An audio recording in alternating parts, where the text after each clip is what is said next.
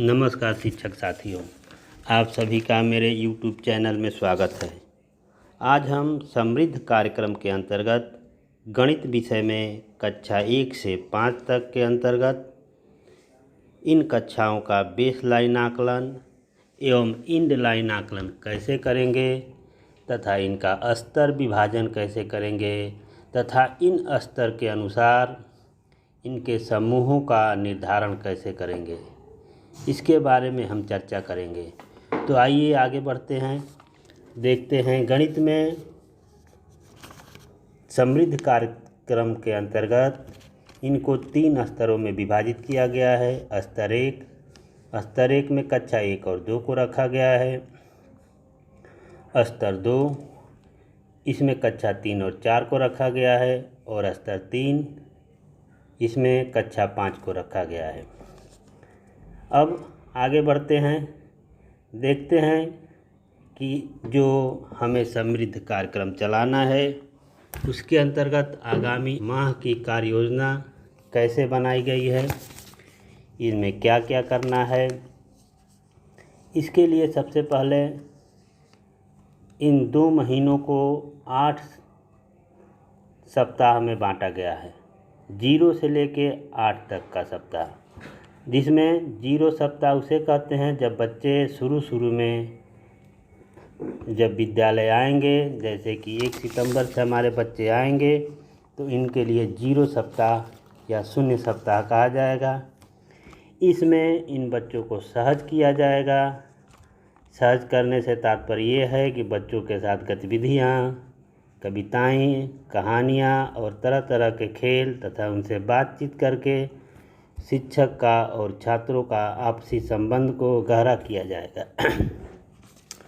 इसके बाद आगे के सत्र में बेस लाइन आकलन और इंड लाइन आकलन की बात की गई है। उसके बाद बच्चों के कक्षाओं का स्तर निर्धारण की बात की गई है और उसके बाद उस स्तर में समूह का निर्धारण के बारे में बात की गई है। तो सबसे पहले हम जानेंगे कि स्तर 1 में, स्तर 2 में और स्तर 3 में किन किन कक्षाओं को रखा गया है। गणित में स्तर 1 में कक्षा 1 और 2 को रखा गया है। स्तर 2 में कक्षा 3 और 4 को रखा गया है और स्तर 3 में कक्षा 5 को रखा गया है। इस प्रकार 3 स्तर बनाए गए हैं, स्तर 1, स्तर 2 और स्तर 3। इन तीनों स्तरों में इंड लाइन और बेस लाइन आकलन और सतत आकलन की बात की गई है। जैसा कि कक्षा 1 और कक्षा 2 में बेस लाइन आकलन नहीं किया जाना है। बेस लाइन आकलन से तात्पर्य है जब बच्चे शुरू में स्कूल आते हैं तो उनका आकलन किया जाना, उनका परीक्षण किया जाना। तो कक्षा 1 और कक्षा 2 के बच्चों का बेस लाइन आकलन नहीं करना है, सतत आकलन करना है। सतत आकलन निरंतर चलने वाली प्रक्रिया है, जिसे हम बच्चों के क्रियाकलापों को देखकर, बच्चों के क्लास में उसके व्यवहार, उसके पढ़ाई, उसके सारे एक्टिविटी को देख के हम हमेशा करते रहते हैं। अब स्तर 2 में बेस लाइन आकलन करना है और स्तर 3 में भी बेस लाइन आकलन करना है। यानी कि स्तर 1 के बच्चों का कक्षा 1 और 2 का बेस लाइन आकलन नहीं होगा, लेकिन इंड लाइन आकलन करना है। इंड लाइन आकलन का मतलब जो दो माह की कार्य योजना है, उसके बाद जो बच्चों का अधिगम स्तर है उसको मापने के लिए इंड लाइन आकलन किया जाएगा। अब स्तर 2 में कक्षा 3 और कक्षा 4 आते हैं। स्तर 2 के बच्चों का बेस लाइन भी आकलन करना है और इंड लाइन भी आकलन करना है और सतत आकलन निरंतर चलने वाली प्रक्रिया है। इसी प्रकार कक्षा 5 में बेसलाइन आकलन भी होगा और इंड लाइन आकलन भी होगा। संक्षिप्त में कहें तो कक्षा 1 और 2 का बेसलाइन आकलन नहीं होगा, इंड लाइन आकलन होगा। कक्षा 3 और 4 का बेसलाइन भी आकलन होगा और इंड लाइन भी आकलन होगा। और कक्षा 5 के बच्चों का बेसलाइन और इंड लाइन दोनों ही आकलन करने हैं। इसके बाद इन कक्षाओं का समूह बनाना होता है। स्तर 1, स्तर 2 और स्तर 3 के बच्चों का समूह बनाया जाता है। स्तर 1 और स्तर 2 के बच्चे यानी कि स्तर 1 के बच्चे, स्तर 1 में कक्षा 1 और कक्षा 2 के बच्चे होते हैं, जिनका अधिकतम एक समूह बनाया जाता है। ये अपने कक्षा में एक ही समूह में बैठ के कार्य करेंगे, पढ़ेंगे।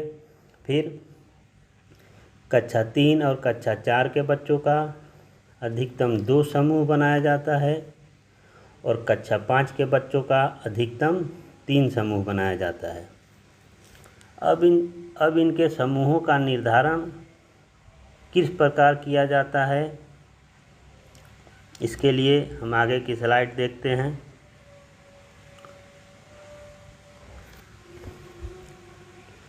स्तर 1, स्तर 2 और स्तर 3 के लिए प्रत्येक स्तर के लिए एक आकलन टूल दिए गए हैं। इन आकलन टूल के हिसाब से बच्चों का स्तर निर्धारण करना होता है। इसके पहले एक महत्वपूर्ण निर्देश इसमें दिए गए हैं कि शिक्षक बच्चों को अपनी कक्षा में ही बैठाएंगे। कक्षा 3, 4, 5 में बच्चों के उनके स्तर के अनुरूप समूह बनाकर योजनाबद्ध रूप से शिक्षण कार्य करेंगे। किसी बच्चे द्वारा निर्धारित समय से पहले दक्षता हासिल कर लेने की स्थिति में शिक्षक उसे अगले स्तर में समूह के साथ जोड़ेंगे। बच्चों के साथ उनके स्तर के बारे में कोई चर्चा या सूचना साझा नहीं की जाएगी। इसका उपयोग केवल शिक्षण कार्य को प्रभावी तरीके से करने तक सीमित रखा जाएगा। जैसा कि स्तर 1 में, स्तर 2 में और स्तर 3 में क्या क्या पढ़ाया जाना है, क्या क्या दक्षताएं हासिल करवानी है, उसके बारे में भी इस स्लाइड में संक्षिप्त रूप में दिया है। कक्षा 1 में जो दिया है, कक्षा संख्या पूर्वावधारणा, गिनती 1 से 50 तक, संख्या पैटर्न 50 तक, समूहीकरण की अवधारणा।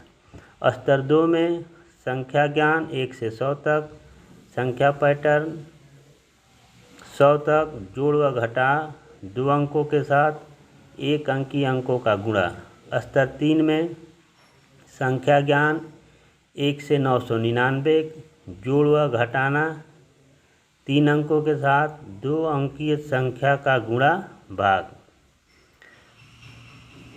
अब आकलन के लिए हम सबसे पहले, जैसा कि आपको बताया गया कि समूह बनाना है, तो कक्षा 1 और 2 में अधिकतम 2 समूह बनाना, अधिकतम 1 समूह बनाना है।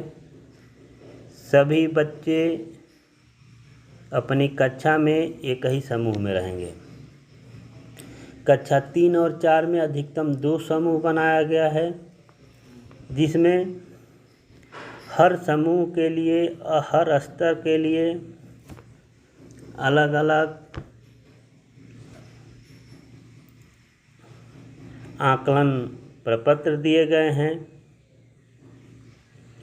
समूह 1 के लिए स्तर 1 का आकलन टूल यूज करना है। स्तर 2 के लिए,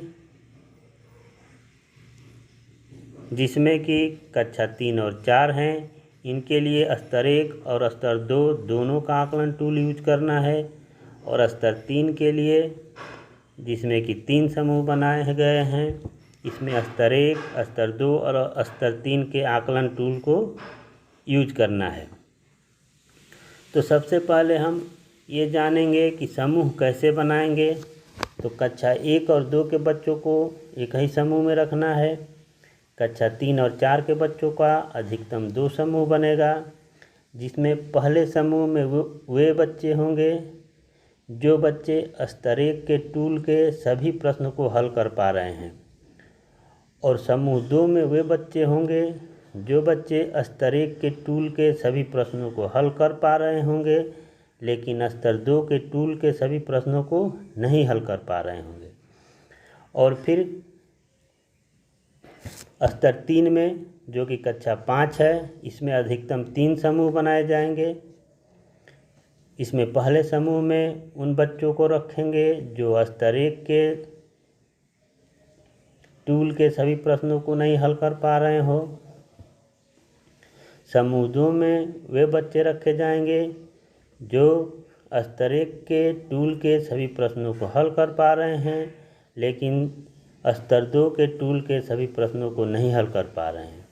और फिर समूह 3 में वे बच्चे रखे जाएंगे जो स्तर 1 और स्तर 2 के सभी प्रश्नों को हल कर पा रहे हैं लेकिन स्तर 3 के प्रश्नों को नहीं हल कर पा रहे हैं। इस तरह हम समूह का निर्धारण कर लेंगे। कक्षा 1 और 2 में 1 समूह बनेगा, कक्षा 3 और 4 में 2 समूह बनेगा और कक्षा 5 में 3 समूह बनेगा। एक बार पुनः बता देता हूँ कि 1 और 2 के बच्चे के लिए बेसलाइन आकलन नहीं होना है। कक्षा 1 और 2 में स्तर 1 के लिए बेसलाइन आकलन नहीं किया जाएगा और सभी बच्चों को अपनी कक्षा में एक ही समूह में रखा जाएगा। सभी बच्चों के साथ स्तर 1 के लिए लक्षित दक्षताओं और उप दक्षताओं पर कार्य किया जाएगा।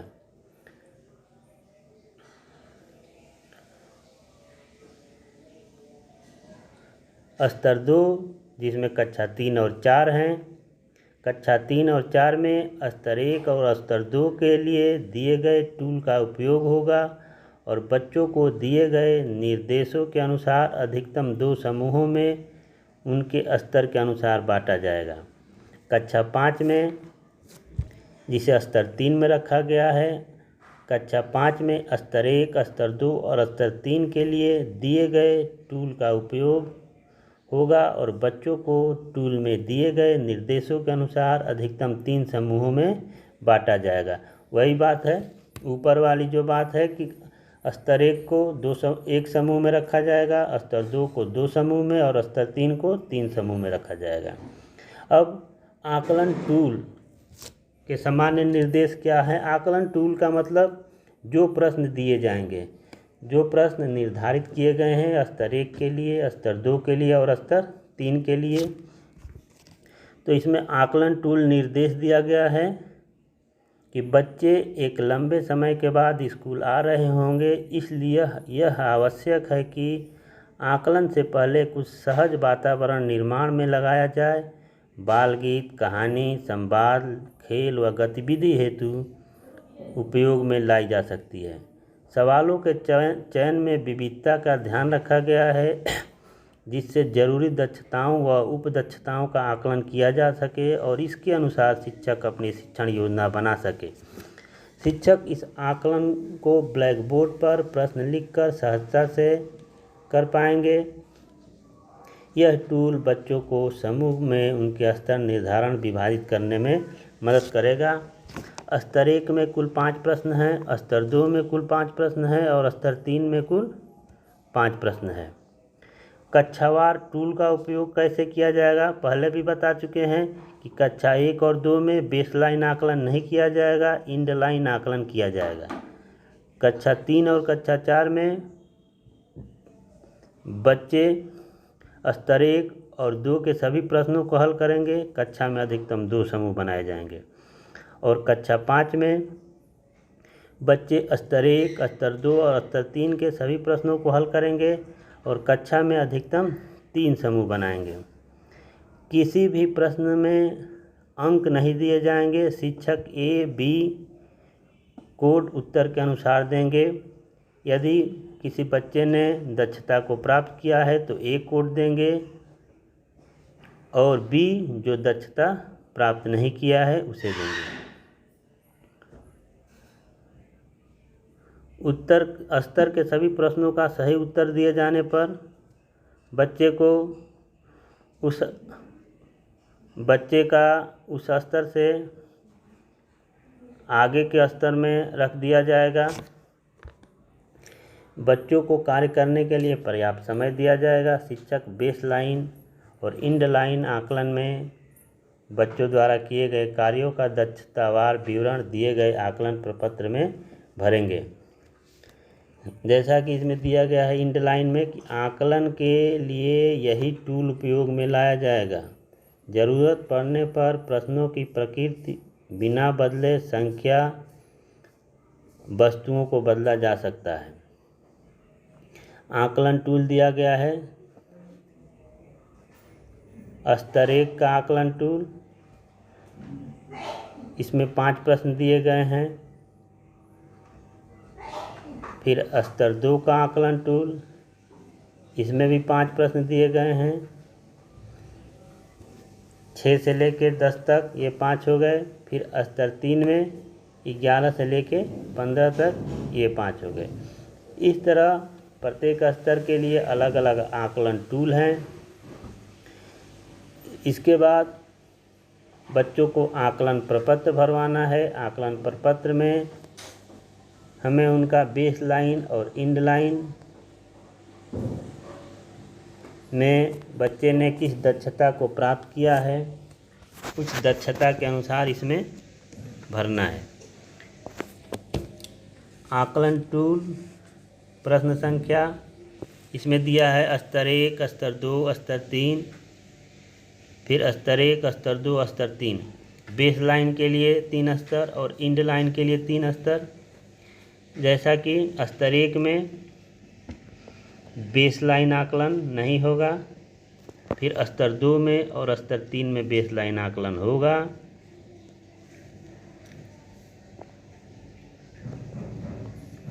वैसे ही अब एंडलाइन है। एंडलाइन में स्तर 1 में एंडलाइन आकलन होगा, स्तर 2 में भी एंडलाइन आकलन होगा और स्तर 3 में भी एंडलाइन आकलन होगा। इसमें प्रत्येक बच्चे को उनके दक्षता के अनुसार ग्रेड देना है। जैसे क्रम संख्या दिया है, नाम दिया है, कोई भी बच्चा है, अगर बच्चे ने संख्या पूर्व ज्ञान में अगर इस दक्षता को प्राप्त कर लिया है तो उसके आगे ए लिख देंगे, अन्यथा बी लिखेंगे। फिर इसके बाद ये दक्षताओं वाला आकलन प्रपत्र है, जिससे बेसलाइन और एंडलाइन आकलन करके हम बच्चों को जान सकते हैं कि बच्चे किस स्तर के में और किस समूह के लिए उपयुक्त हैं। इस प्रकार हम इस समृद्ध कार्यक्रम के तहत बच्चों का स्तर विभाजन करेंगे। फिर उनका स्तर विभाजन के बाद समूह में बांटकर हम समृद्ध कार्यक्रम को आगे बढ़ाएंगे।